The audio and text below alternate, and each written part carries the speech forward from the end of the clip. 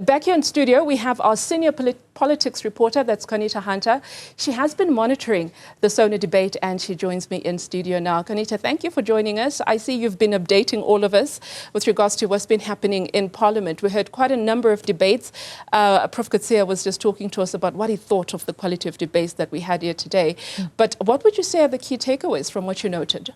Yeah, three major streams so far before the break. The first is obviously around the geopolitical landscape and Ramaphosa's bold statement in the State of the Nation address that South Africa will not be bullied. You've seen John Steenhuisen and even EFF leader Julius Malema say, expressing support for the president in that endeavor. But it was, MK party leader, leader of the opposition, John Hlope, kind of framing his address, not so much as a response to President Cyril Ramaphosa, but making some reference to that, saying that the recent bullying tactics by the US is a call for South Africa to sharpen its relationships with the BRICS partners. It was interesting what Prof. Qaanitah said about John Hlope not really responding to the president, almost creating an assertion that the president was not worthy of being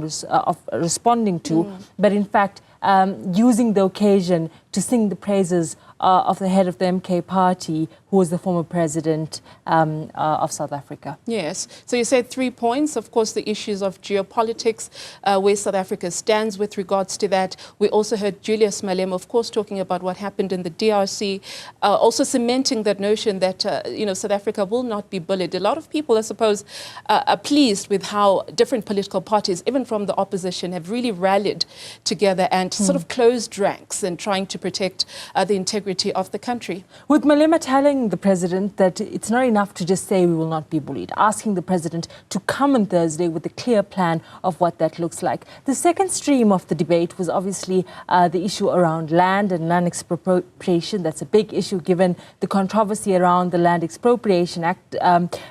Minister John Steenhuisen making some reference to safety of farmers, saying that he is going to make that his focus area as the minister to combat farm murders, stock theft and improve rural safety as this debate comes, bubbles up.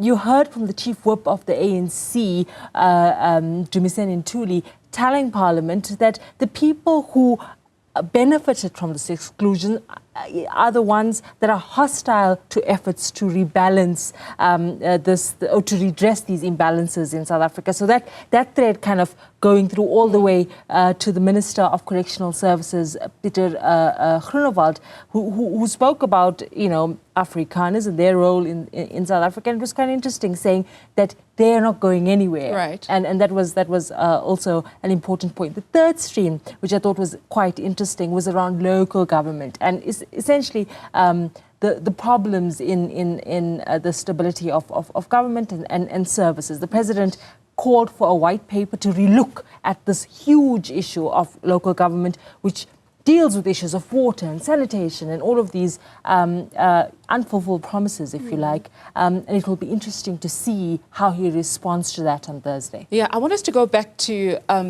the Agriculture Minister, that's Minister Steenhuisen, especially with the Democratic Alliance, taking the Expropriation Act to court, saying that it does not meet constitutional muster. And then we hear him speaking about how farmers need to be protected. And one wonders whether he has to deal with some cognitive dissonance when it comes to hearing what his party says and also being this minister, cabinet minister in the government of national unity. Not that there's too much of a difference with what he spoke about, but just trying to marry the two and make sure that his message is coherent. Absolutely. I mean, John Steenhuisen faces the issue of misinformation around land and agriculture head-on in his portfolio. But secondly, the DA has taken this interesting position. Now, when you zoom into the papers that Helen Zille has filed to the Western Cape High Court, it doesn't really address the things that they're making noise about publicly, which is about, we are here to protect property rights. What the DA is actually fighting is a very technical argument around how compensation in this act is going to be determined. Yeah. And so it's a technical argument in the courts, but in public, it's a delicate balancing act of trying to not isolate their white and perhaps conservative supporters, and at the same time trying to play a unity role or an important role in the government of national unity.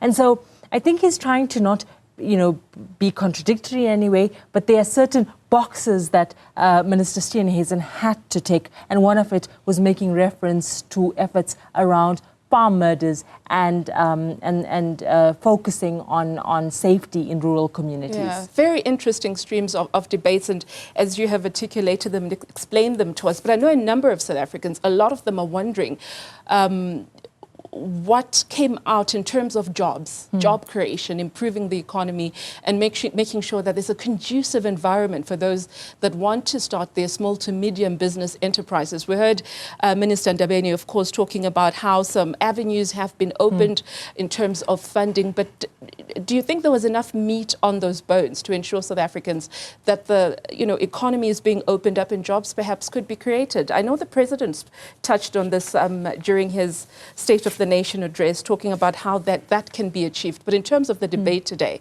what did you pick up? Yeah, Minister Cyril Ndabeni Abrams telling the House that economic transformation has to be at the heart of this national dialogue that the President has been speaking about, of bringing everyone together to chart a way forward for South Africa. And she says that government has this revised target of 1 million new SMMEs by the year 2030. This is an ambitious target. We know that government has all sorts of these ambitious targets in terms of growing the economy, but the reality, is sluggish and often is a different situation. And so there were some comments made by some of the speakers around the state of the economy. It was interesting to listen to the Premier of the Northwest, Lazarus Mokgosi, who spoke about how his province, the Northwest, is arguably the richest provinces, but with the highest unemployment rate. And I think that a lot of the ANC speakers spoke around the issues of economic stagnation as if they are not and have not been the governing party for a long time, but definitely an issue that the President will have to revisit as there are more calls for him to be more specific on his growth plan. Welcome back. This is Newsfeed PM. I'm Audrey Chimwanda. If you have just joined us, we're on that very short break as the State of the Nation address is being debated in Parliament. That's in Cape Town at the City Hall, and we expect this debate to happen until Wednesday, a two-day debate of what we heard from the speech of the head of state and government. They're just dealing with issues of housekeeping. We expect that proceedings will resume in just a few minutes. But until that happens, we still have our senior politics reporter, Qaanitah Hunter. She's still in studio, who had been monitoring that Sony debate, and she's still in studio with me.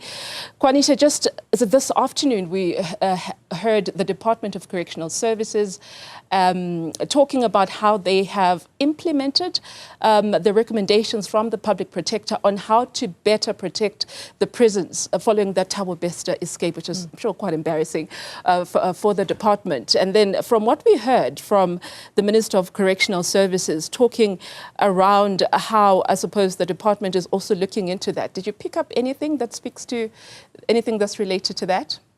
Yeah, I think the minister was obviously trying to assert himself as the leader of the Freedom Front Plus, and in response to the president.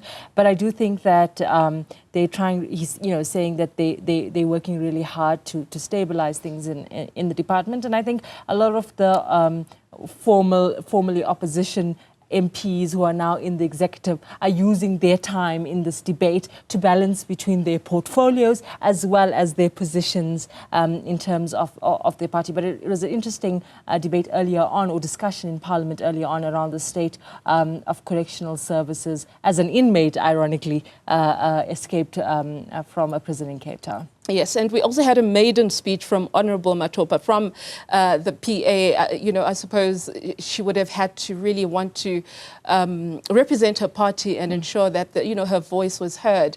What did you think of her maiden speech? Yeah, I think, from representing the Patriotic Alliance, she spoke a lot about, the president, sorting out issues around rail and transport and state-owned infrastructure, which is a huge problem in South Africa at the moment. I thought that she, put her best foot forward and given the limited time that she had. I was also quite interested to listen to Athol Trollip from Action SA, because Action SA is not in the government of national unity. So yes. He was criticising both the ANC and the Democratic Alliance. And I'm sure we have him soon after when they're done with the break. I think he is the next speaker. Athol Trollip completed his just address. before, just before the break. Yes, where he said was next. Where he told the president that your speech was delusional. I thought that was quite interesting. But also telling the ANC that their sins are catching up with them. That the ANC chose a side in this global new world order, and that now the chickens are coming home to roost. I thought it was fascinating.